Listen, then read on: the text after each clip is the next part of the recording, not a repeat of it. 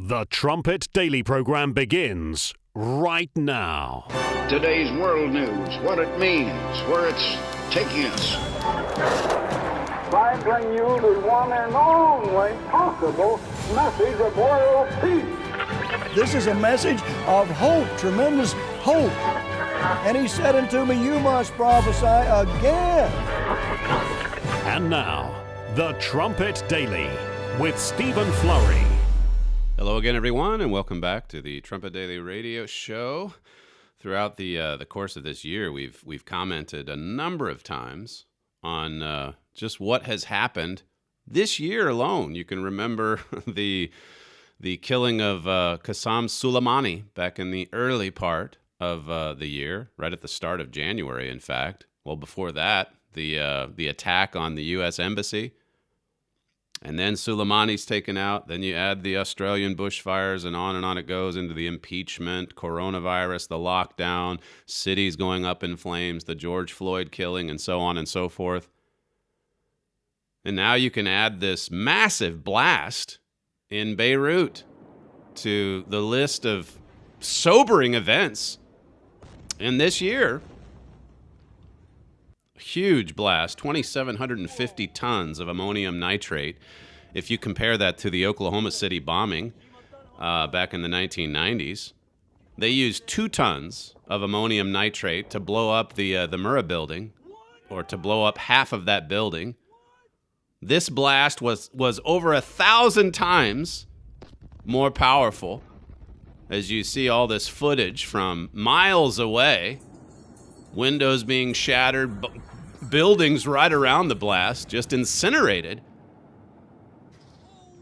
It looked like a miniature nuclear bomb, and in fact, you can compare it to that when you just look at the tons of ammunition that went up in flames and in smoke. The videos of the destruction, they speak for themselves. As I say, it blew out windows miles and miles away. The port area there, you can see it's right on the harbor, just destroyed. People heard the blast 150 miles away in Cyprus. It had the force of a 3.5 magnitude earthquake. That's how massive this blast was. The Beirut city governor, I guess that would be the equivalent of a mayor, he said Beirut is a disaster city, and the scale of the damage is enormous. He called it a national disaster akin to Hiroshima. You just look at some of the pictures of the destruction.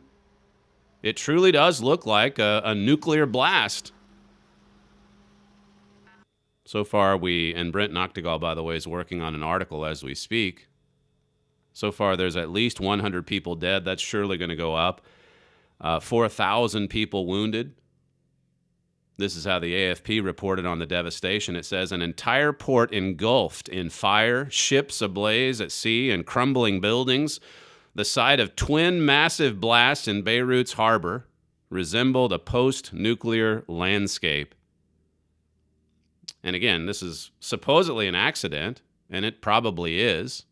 But still, just the devastation. What a wake-up call this should be. And how many more scenes are we going to be seeing like this in the years ahead? If you look at what your Bible prophesies, what does God say? What did Jesus say in the Gospels? He said, except those days should be shortened, no flesh would be saved alive. This is just a drop in the bucket, and it should serve as a wake-up call. Add it to an already lengthy list of stunning events to happen just this year. Just this year. It's pretty amazing what has happened already in just a matter of months. We better get familiar with scenes such as this. It really is shocking to think about what could happen. Evidently, this tonnage, all of this explosive material came in on one ship. It came into the harbor on one ship. I think it was several years ago. And here it's just held in this storage facility. You had Hezbollah. I forget when the clip was from. Carolyn Glick tweeted it out yesterday. the Hezbollah chief, talking about how they can use ammonium nitrate to to make bombs to fire at Israel. Perhaps that's what this was for. I'm sure Brent will give us some more detail on the backdrop here. But if you step back and just look at the bigger picture, Lebanon, surprise, surprise, like many other nations in the world today, Lebanon before this blast was a nation on the brink. The economy was collapsing under the weight of lockdown. I think Lebanon as a whole had something like, before yesterday, had something like 80 or 60, maybe 60 or 70 coronavirus deaths. That's it. And yet, like every other nation, they just got swept up into lockdown mania. Its economy ground to a halt. The currency in Lebanon had lost 80% of its value since the start of the pandemic. How about that? This is before the harbor was blasted yesterday. It's just one crisis after another. What a symbol of what's happening all over the world. Here we're just going forward, groping in the dark like blind men, coming up with one policy after another. Andrew Loker from headquarters was telling me yesterday about the face mask policy that the Edmond City Council put into effect. It doesn't go into effect evidently in another 2 or 3 weeks. So there's a window here where you don't wear the masks. Then it starts in late August and goes through late September. Then someone said, well, that's not long enough. So they said, okay, well, how about October 12th? Just throwing figures, dates out there. And then it doesn't even start for 2 weeks. And they're projecting ahead. We've got to wear the mask on October 11th. Well, of course. They're just making it up as they go. And then look at the potential for all of these other events that haven't even happened yet. What happens when we wake up to a blast, whether it's an accident or an attack? Either way, this is the world of today. It's a world in turmoil. These are not normal times. What a wake-up call this could and should be. Now the people of Lebanon, they're going to be finding it difficult just to get a little money out of the bank. Everything's in crisis mode. They thought the lockdown was bad. Now wait for the hyperinflation. Now wait for the starvation. Now wait for the potential civil war. If you think about what the prophecy says regarding Lebanon and its break from Iran, this looks like it'll certainly accelerate that prophetic development. From the Spectator, it says several Lebanese friends and contacts messaged to say that this could only be Hezbollah, the Shiite militia and shadow state in Lebanon, even if it's not true. And again, it probably isn't. But people are upset. People are calling for heads. The economy's already in shambles. And you've got a nation there, deeply divided along 3 lines. But Hezbollah, they're calling the shots because they're the strongest militarily. It says, even if it's not true, it shows what some Lebanese are thinking, and therefore how this crisis might develop. It says, if Hezbollah are in any way to blame for this, it will be very bad for Lebanon, even if the explosion was an accident. The devastation is widespread. Save the Children says its teams on the ground reported entire streets wiped out. People are frightened and furious and looking for someone to blame. The Lebanese Prime Minister, Hassam Diab, has declared that tomorrow will be a national day of mourning. Diab, who is Sunni, gave a televised speech and said, I promise you that this catastrophe will not pass without accountability. Those responsible will pay the price. Is this what it will take to bring Lebanon out of Iran's orbit and into that Psalm 83 camp? I'll leave it to you. Look at the King of the South booklet. Search for Psalm 83 at the trumpet.com website and see what is prophesied in your Bible. It's about time for us to wake up and to consider the sure word of Bible prophecy. No one does it. It'll be interesting to see what kind of coverage this even gets in the United States, because they're too concerned over there about the president's tweets. And here's this massive blast that just takes out an entire harbor. And we'll just dust ourselves off and carry on, I suppose. Add another tragedy to the list. Add another crisis to the list. Yesterday we showed you that video that had surfaced regarding the George Floyd arrest back over Memorial Day weekend. And the minutes and minutes of footage, you saw the tail end of it. Everyone saw that. The United States is never going to be the same because of that footage. And yet here is footage that was carefully concealed so that you didn't get the whole picture. And as some few commentators are now asking, there should be more. Why haven't we seen the whole story? Well, it's been carefully concealed by the Minnesota Attorney General, Keith Ellison. He comes from the radical left. He has admitted he didn't want that video to be shown because, well, it might get in the way of a fair trial. In other words, he wants this tried in the court of public opinion where everyone is in agreement.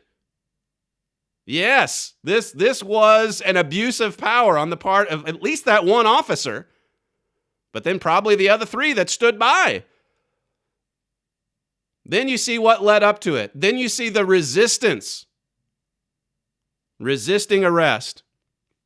Then you see this man who later dies, talking about how difficult it was for him to breathe, even before he was on the ground.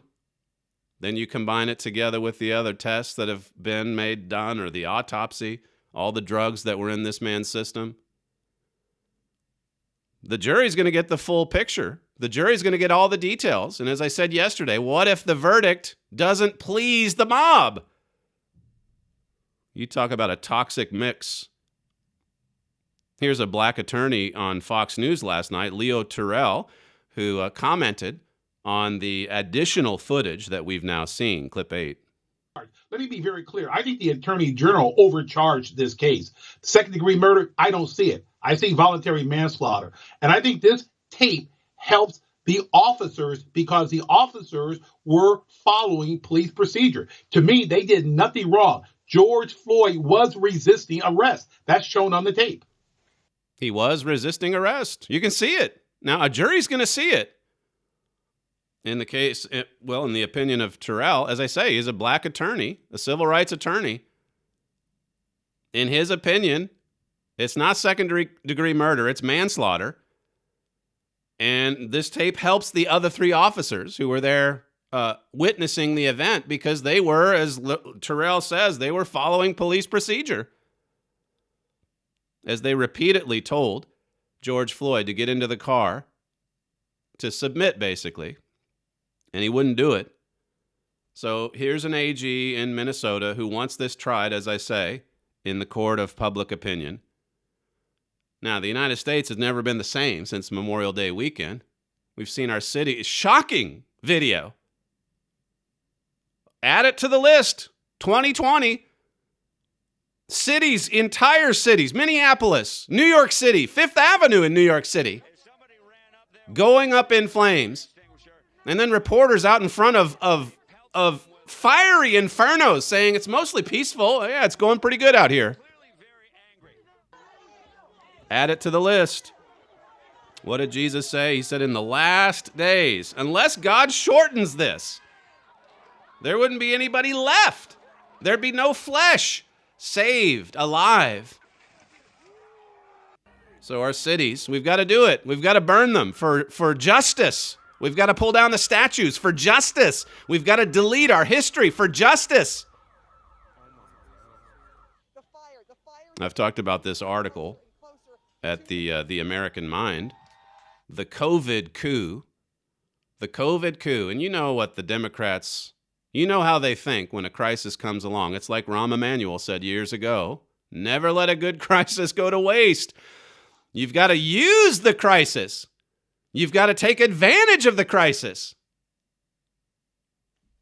From the American Mind, I've given you this quote before. It says, in short, COVID-19 is not America's plague. It did not shake America. The ruling class shook it. They have not done it ignorantly or by mistake. They've done it to extort the general public's compliance with their agendas. We're just supposed to follow along with their agendas, as they're just making stabs in the dark about how to handle this crisis. In fact, there's a much more sinister motivation at play here. They're using the crisis to try to rig the U.S. election in November. We've written about this at the Trumpet. We wrote about this before the pandemic. This has been their history, the Democrats. They don't accept a Republican victory. They just don't. They'll do everything they can, even after the fact, to try to overturn it. And I'm not just talking about the year 2000 with Bush Gore. This is just the way they operate. They, like my father has written, they will do anything to seize hold of power, to return to power. Listen to, again, another black commentator, Candace Owen. Listen to her, Candace Owens, I guess it is. Listen to her talk about, she's stepping back here and looking at the bigger picture of 2020. And this is her assessment, clip 1. This is the greatest rigging of an American election that we are all playing a part in right now. You are telling me that first and foremost, we don't see the candidates, right? The candidates aren't allowed to travel. They can't talk about their policies. Who knows? They're already saying now, New York Times, that they need to not do debates. Right? So we have the left who is completely hiding their candidate. That is their strategy. We're going to hide Joe Biden so you never have to meet him. And at the same time, we're going to tell the current president that he can't travel, but if he does any events, if he has, in a room full of people, that it's all dangerous, it's against safety measures, and it's not right. Then you have them talking about mail-in voting, which we know is corrupt. We know it's corruptible. We know that it allows for tons of rigging. The second coronavirus hit, my second tweet, and this is when conservatives were playing it safe. Everyone was like, oh, I don't know, maybe 8 million people are going to die, my second tweet was, this is going to be about November election, and they're going to request mail-in voting. Now we're having that conversation now. I said this back in March. Mm-hmm. Now people are starting to talk about the fact that Democrats are pushing for mail-in voting. Think about this. Again, I said this the other day, but before 2020, just the thought, okay, we're coming up to an election cycle, and how about this time we don't see the candidates? One of them hides in a basement. The other one can't get out because if he goes public, people are going to get sick. And then the people who vote, they can't go to a voting booth. They'll get sick.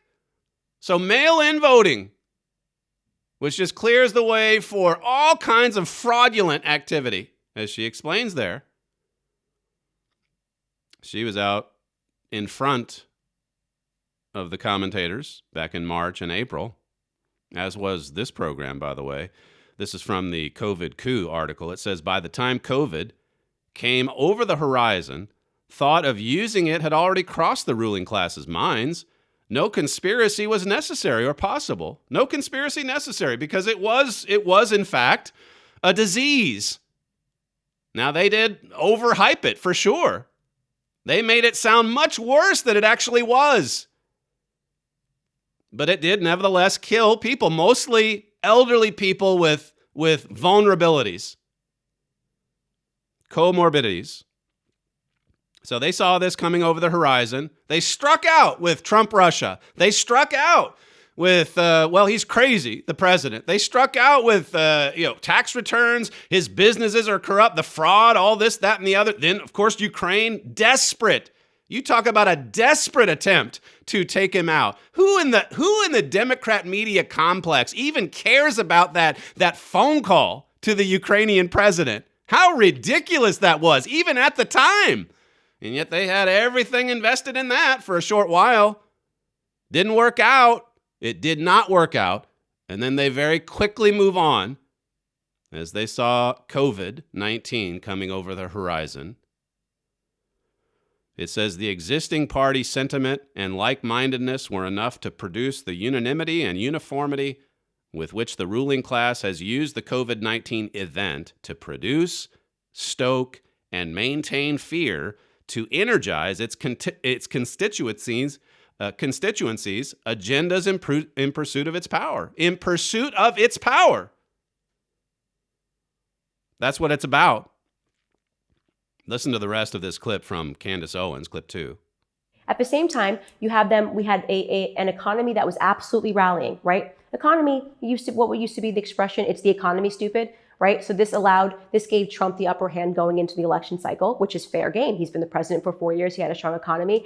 Now they've crashed the economy, forced a ton of people that maybe would have been considered some conservative voting if they had a job, their lives were together. Well, now they're relying on the left's socialist system. They're relying on stimulus checks. And that means that they're going to be more inclined to vote for someone who has more socialist perspective because they're not allowed to work, right? So that naturally puts them out of a category of voting that they would have maybe been in if things had been normal, right? So we've seen all of this stuff happen, and we're supposed to think that November is not being impacted by all of this. Of course it is, right? This is the greatest rigging in American history of an election.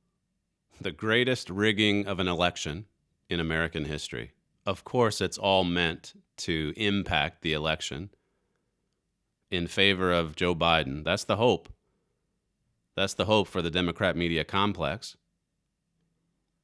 And so you've got the president out front saying, you know, this mail-in voting, that's going to be a disaster. I'll get to that more here in just a second. Just to finish on the COVID coup article, it says, we're supposed to believe that all this is dictated by science, this lockdown that is. It says in June, 1,200 health experts signed a letter approving the BLM protest because it said white supremacy is a lethal public health issue. But it cautioned that this should not be confused with a permissive stance on protests against stay-home orders. So you can't protest for that. That'll get people sick. But BLM and Antifa, hey, they've got free range. They go wherever they want. They can do whatever they want. This article says, in short, coronavirus restrictions, like the rest of political correctness commandments, are pure political weaponry. Nothing short of an inversion of the American people's priorities, accomplished by nobody's vote, ruling class presumption. It says, in short, we're living through a coup d'etat. We are living through a coup d'etat. That's what Candace Owens is describing in that clip at the Daily Caller. Living through a coup d'etat. Now, the trumpet, we've had a lot to say about rigging elections. Even this year, a couple months ago, will the radical left use coronavirus to steal the U.S. election? That was 2 months ago at thetrumpet.com. You can look at that article on your own time. Will it use coronavirus? Never let a crisis go to waste. They're certainly not letting this one go to waste. Even before all of this, pandemic, lockdown, and so on. Joel Hilliker, I think this is from last year, a year ago. The title is The Democrats' Conspiracy to Steal Elections. That has been the history. And so as Candace Owens says, you turn on the talking heads, you turn on the cable news networks, and there are the hosts, except at Fox, but there are the hosts saying, how can you say that mail-in ballots are unreliable? How can you say that opens it up to fraud? They take their cue from the Democrat leadership, Nancy Pelosi and company, and then they are off and running. And as far as they are concerned, this is the surest, safest, most ethical way to run an election. And here they've got an example, a sampling right in front of their faces in New York City. We're 6 weeks into this congressional runoff, and they still don't know who won, thanks to the mail-in balloting. This is Kayleigh McEnany, the White House spokesman, just yesterday, clip 9. Before I begin, it is day 42 of the botched New York City primary, where still there is no election results in one congressional race. This, as the New York Times notes, is due to, quote, the deluge of 400,000 mail-in ballots, previewing the, quote, challenges facing the nation as it looks towards conducting the November general election with mass mail-in voting. 42 days, 42 days out. This is just in one congressional district. Now expand this out. Expand this out over 50 states. This is what the Democrats are screaming for because they know they can drag this out for weeks and months. There was a scholar just the other day suggesting that if it drags out beyond the inauguration, that I guess Nancy Pelosi would be president. You get the president, you get the vice president out of the way, and then here comes Pelosi. So they're just hoping. That's wishful thinking on their part. If we can scheme and plot and do everything we can to change the system, or to use the words that Mr. Armstrong did, my father as well, bring down the system, then we can get our guy in there, even if he's just a puppet, even if he's just a figurehead. As I say, they've got an example right in front of their faces. All of these media complexes, they're right there in the heart of New York City. And as the White House press spokesman says yesterday, 42 days of a botched New York City primary. Here's how the liberal news network NBC reports on this botched election in New York City. Clip 10. Tonight, 6 weeks after the New York Democratic primary, congressional candidate Suraj Patel doesn't know if he won or lost because election officials have yet to announce a winner. It was just a complete mess of a system. The reason? 10 times more New Yorkers, a whopping 1.8 million, requested absentee ballots than did 4 years ago. Experts tell NBC News New York election officials were woefully unprepared. Governor Andrew Cuomo had tried to make the process easier by sending postage-paid envelopes with all requested ballots. But that ended up backfiring because to be counted, ballots need to be postmarked with a date, something the post office doesn't usually do for prepaid metered mail. So those ballots, thousands of them, were not counted.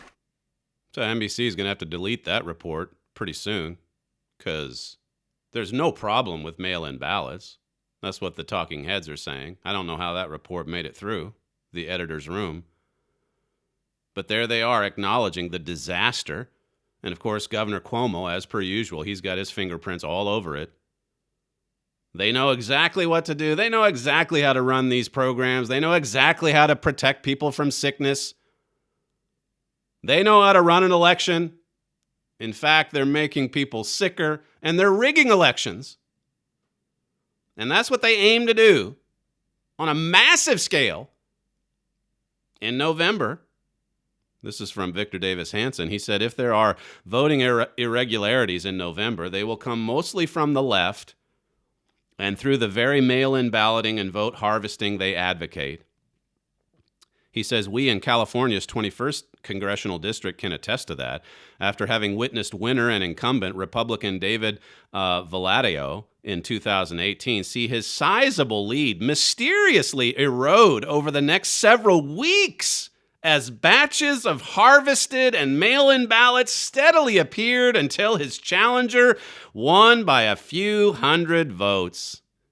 You remember those districts in California and elsewhere? There were a handful. All the Republicans were in the lead. And then mysteriously, here comes the mail-in ballots. Here come the harvested ballots. And lo and behold, the Democrat wins by a few hundred votes. We saw this history in 2000. And if not for a slim majority at the Supreme Court, we probably would have had President Gore. This has been their history. As the Wall Street Journal writes, every time they've lost since 1968, they've called it illegitimate, except for the 49 state landslides. You see, it has to be like Nixon in 72 or Reagan in 84. If it's not a landslide, they will drag this out. Even the last election, when it was clear President Trump, I forget all the details, it's a bit hazy because we were here 6 hours ahead and watched the speech by President Trump the next morning. But Hillary Clinton, remember, she had her big party. They were supposed to win. Then they postponed it or something vague there. But it took a long time before them to even concede. And of course, we know in the bigger picture, they never did concede. because they were using the FBI, the DOJ, they were using all of these corrupt, these bad cops to try to destroy the Trump candidacy and the presidency. They just kept right on going. Comey gets fired 5 months in, and he gets the special counsel appointed. That only just ended about a year ago. And now this year, of course, this has all been covered up by the other tragedies and crises. We've had all of this evidence come forward about the corruption that goes right up to the top of the previous administration. Barack Obama and Vice President Biden spying on Americans, spying on political opponents. You think that's a side benefit that the Democrats appreciate right about now? The bigger hope is to rig the election. But they're certainly pleased with the fact that the Durham investigation and all of this corruption that's been exposed, well, that's overshadowed by pandemics, by lockdowns. It says the more interesting, this is the Wall Street Journal, what will Democrats do if Mr. Biden loses? What idiotic conspiracy theory will they concoct to explain their defeat?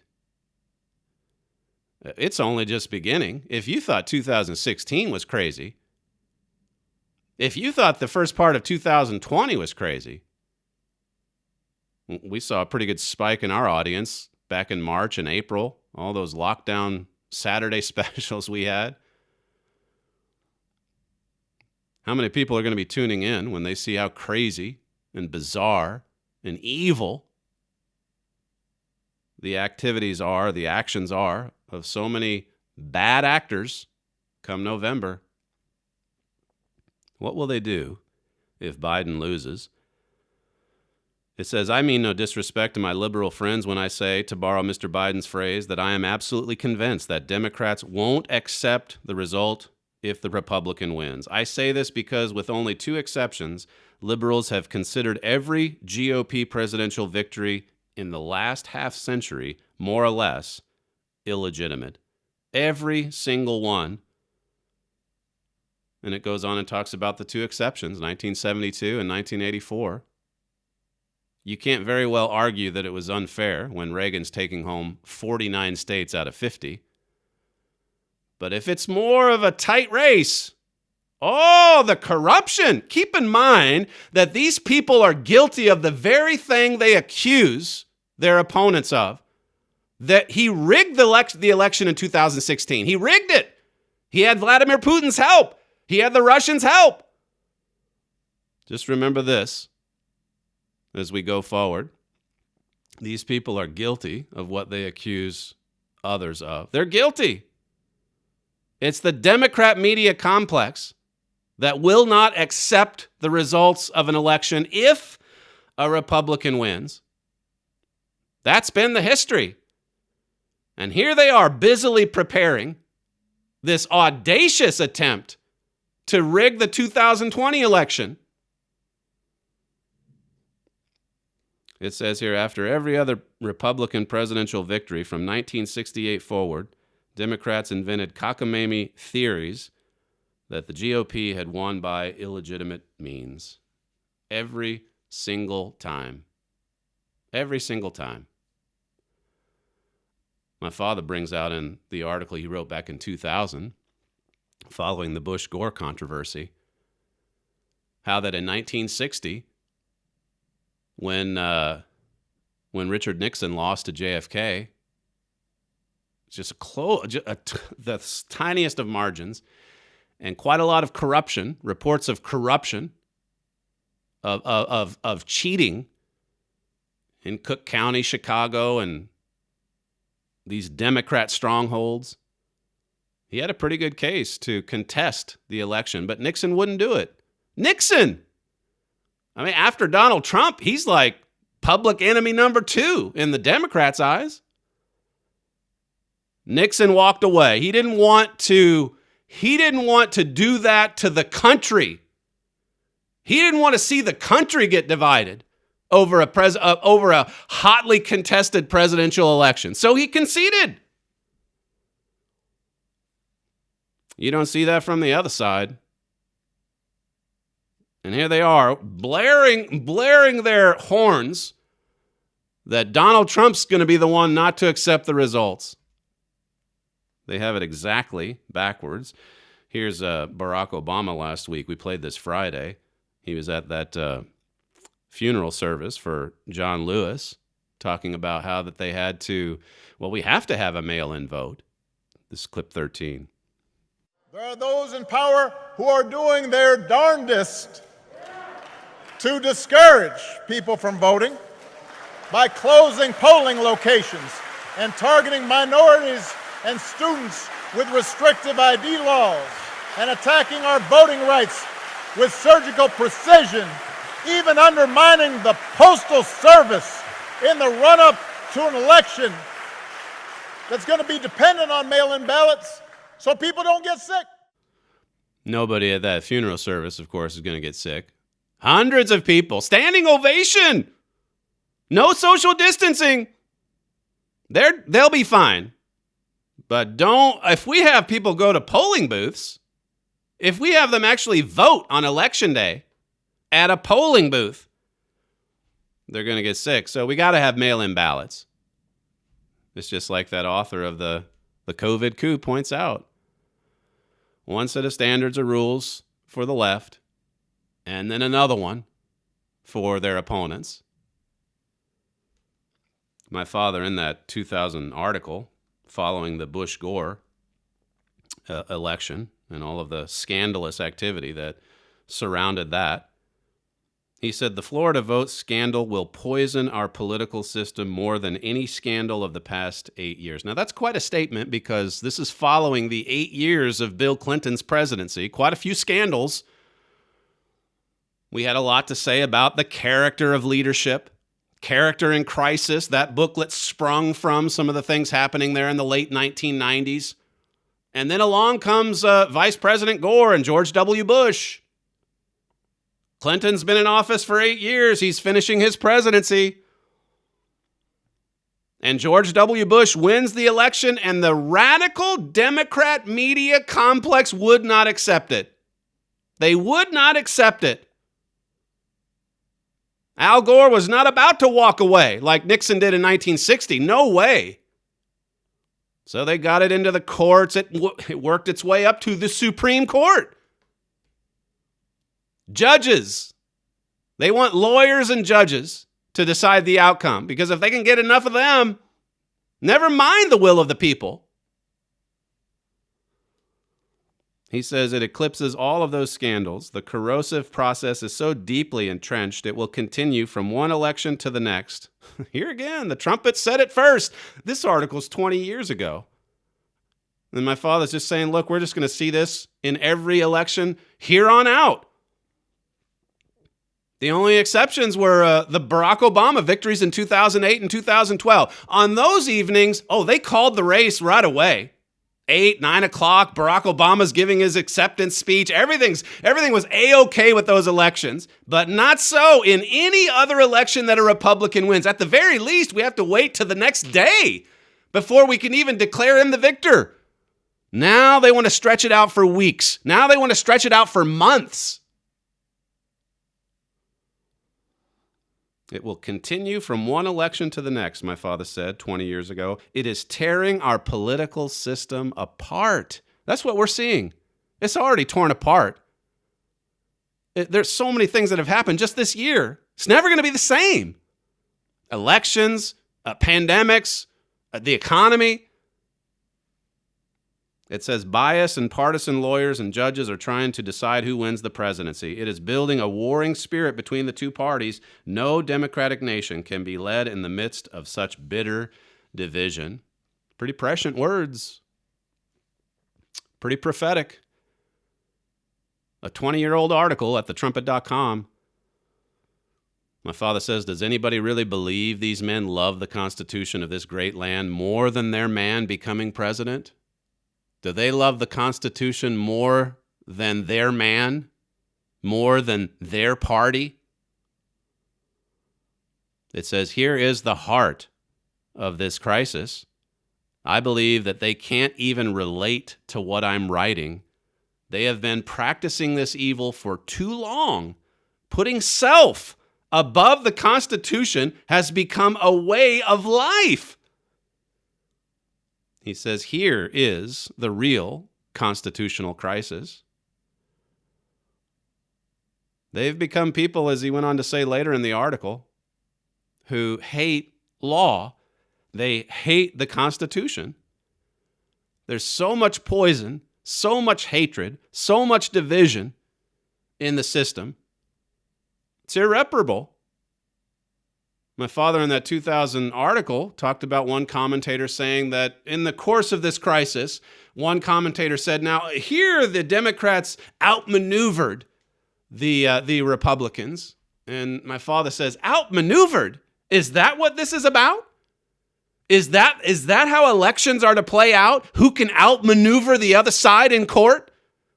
Who can get the sharpest legal argument? Who can get the largest panel of activist judges? It's going to be about who maneuvers who, or who outmaneuvers the other. That's what my father was talking about back in 2000, 20 years ago. Never mind the Constitution.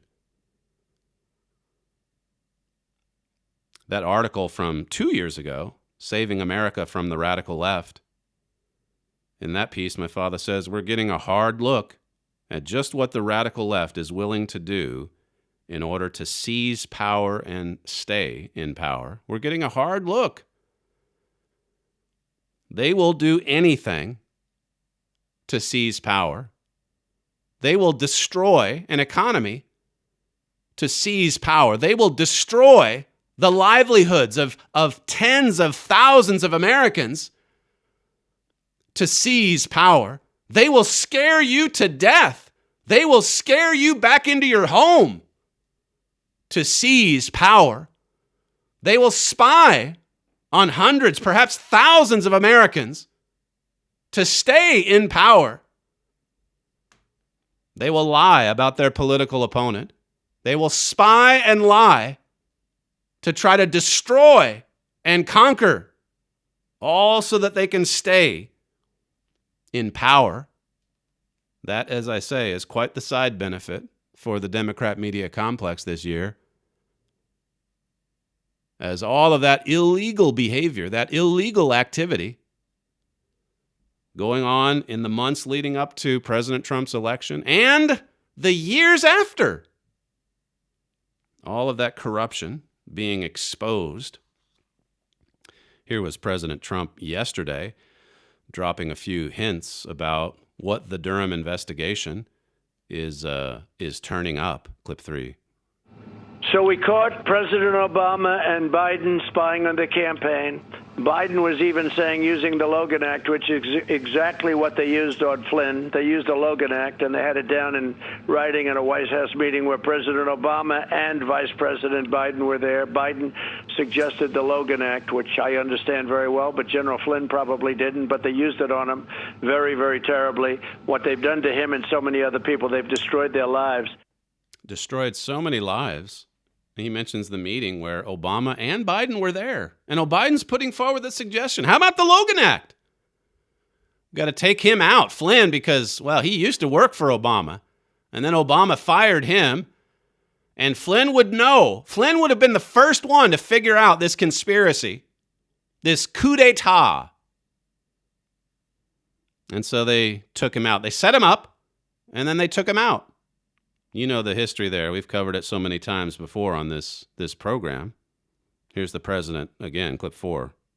I caught them, and we caught them spying using the intelligence apparatus of our country to spy on an opponent's or the opposing party's campaign, both before and after the election. Before and after. And after it went on, thanks to Strzok and Comey and Mueller and all of his corrupt lawyers, it continued for years, and people's lives were destroyed. Sidney Powell's the lawyer that took over late in the game for General Mike Flynn, and she finally got him, although the judge is still trying to string that out. They won't let go. They will not let go, even when they've been proven wrong, even when they've been proven to be corrupt. They just keep right on lying. They just keep right on spying. They just keep right on going after their opponents. If there's one thing that Democrats can agree upon, it is to stay together, to use the crisis, take advantage of it. You don't find this kind of unity in the Republican Party because, like Candace Owens says, there's too many weak Republicans that want to play it safe, that they don't want, even the Wall Street Journal writer that I just read from earlier. He says, I mean no disrespect to my liberal friends. You see, you've got to try to be tactful with them. I mean, if you're going to expose them, don't just go all the way. You got to hold back. You got to pull punches. You got to try to, as best you can, you got to try to win a little bit of favor from the Wall Street Journal types, or rather the New York Times, the Washington Post, all the news networks and such. Anyway, Sidney Powell, she came in and aggressively fought for General Flynn and finally had the DOJ drop that case entirely. Well, she was on Fox yesterday as well, and they were talking about the spying, not just the spying of the Trump campaign, but the spying that was routine. It was routine during the Obama years. This is clip 5. Previously, in a decision that was released in 2017, talking about hundreds, if not thousands, of illegal unmaskings. And essentially, Comey gave the FBI and private contractors unfettered access to the NSA database to mine it for whatever they wanted to mine it for. And people were doing about queries to get information on whoever they wanted to get it about, as if it were their own private Encyclopedia Britannica. So there are scads of violations, and I think they go back to 2014 as to Flynn, probably not long after he left DIA. So this is massive abuses of power under the Obama administration, deeper and more widespread than people may realize. I'll say deeper and more widespread than people realize, says this journalist in response. A massive abuse of power. Massive. And yet the media could care less about this corruption, this evil, this two-tiered standard of justice. Back and forth they go. They go totally and completely willing to destroy the lives of opponents, even as they break every rule or law that they can do in order to carry out their acts of destruction.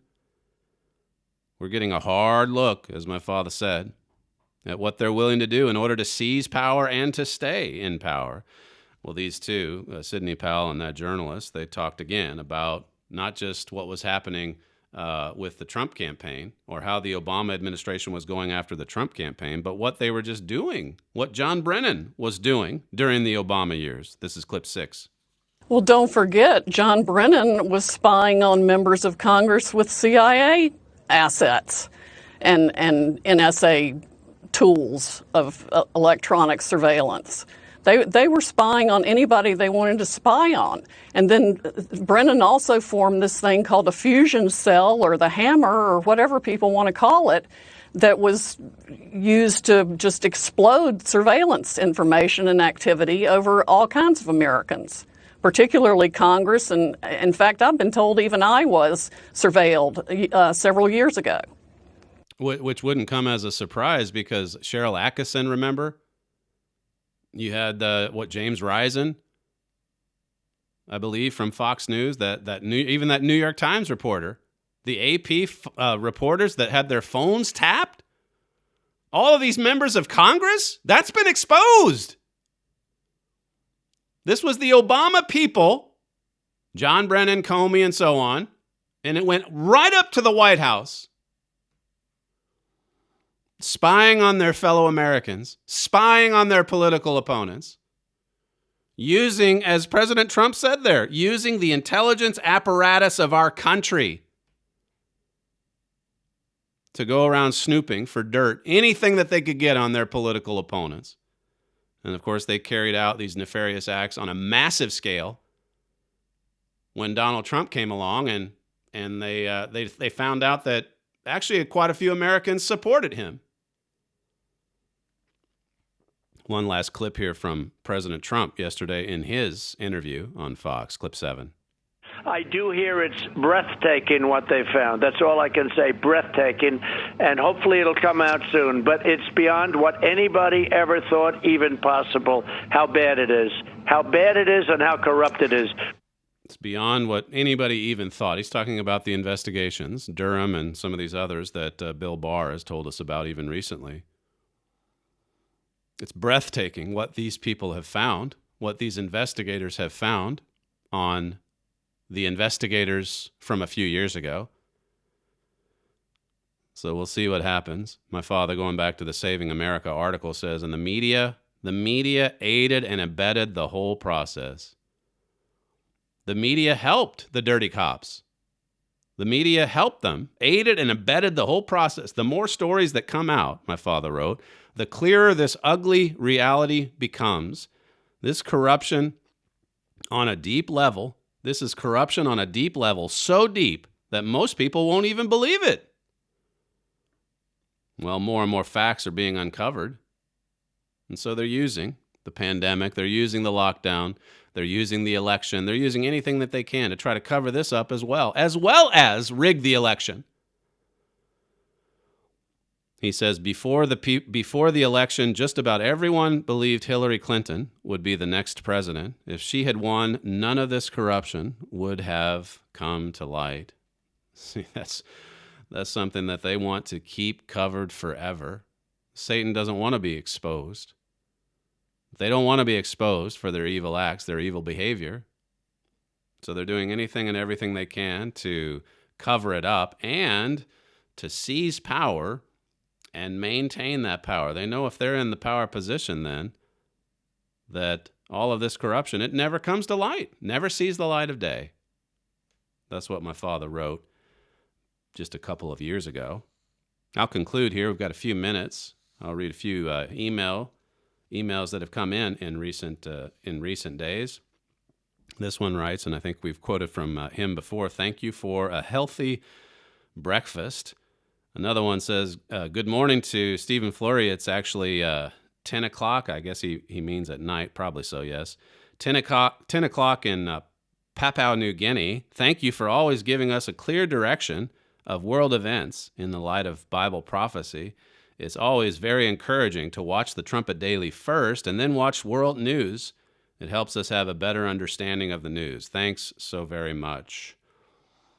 Another one here says, I've been watching the program since it began, and what a weapon of truth in our arsenal of godly weapons against the astounding barrage of satanic lies and deceit.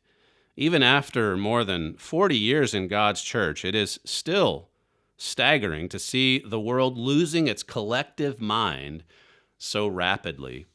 After listening to Barack Obama, this is from last Friday's show, I'm reminded of Psalm 64, and then he quotes some of the verses. The secret counsel of the wicked from the insurrection of the workers of lawlessness. It says, wet their tongue, like a sword, arrows of bitter words, shoot in secret at the perfect shoot at him, encourage themselves in evil. I'm not sure which translation this is, but it says, but God shall shoot at them with an arrow. Suddenly they shall be wounded by this work of Almighty God. That's paraphrasing what he said there at the end. But you can look at that psalm on your own time a little bit later. That's from Psalm 64, talking about God intervening to help and to protect those who are coming under attack. Another one here says, great show, need this. We need this daily to keep sane in this crazy world. Another one writes, I thank God for his protection and encouragement on our lives to be able to boldly declare his truth at this time. I look forward to your program daily. And finally, it says here, it's interesting, Mr. Flurry, during the letters section you read out, first thing someone said to share the TD with people, it says that actually is true. I've been taking advantage of this COVID-19 pandemic to forward this program It says, people ask, how can you be so happy? Or how do you keep it together? And I tell them I watch a program that puts everything that we are experiencing right now into perspective from a biblical point of view. It says, if I didn't have this program, you wouldn't see peace and tranquility within me. Well, if you'd like to submit some feedback, you can email the program at td@kpcg.fm. You're listening to Stephen Flurry, and this is the Trumpet Daily Radio Show. We thank you for joining us on today's broadcast, and we'll see you tomorrow.